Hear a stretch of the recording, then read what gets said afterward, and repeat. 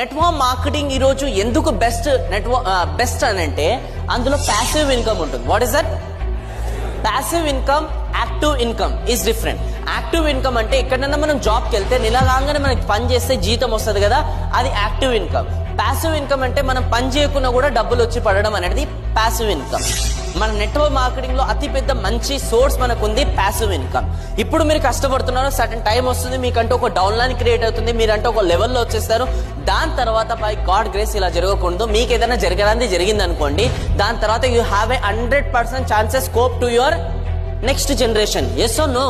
ఇప్పుడు మనం LIC policy తీసుకున్నా కూడా ఏదైతే ఉంటుందో వాళ్ళు మన 1 yearదే మనం పే చేయగలుగుతారు వాళ్ళు మన దగ్గర, మనకి ఏదైనా అయినా.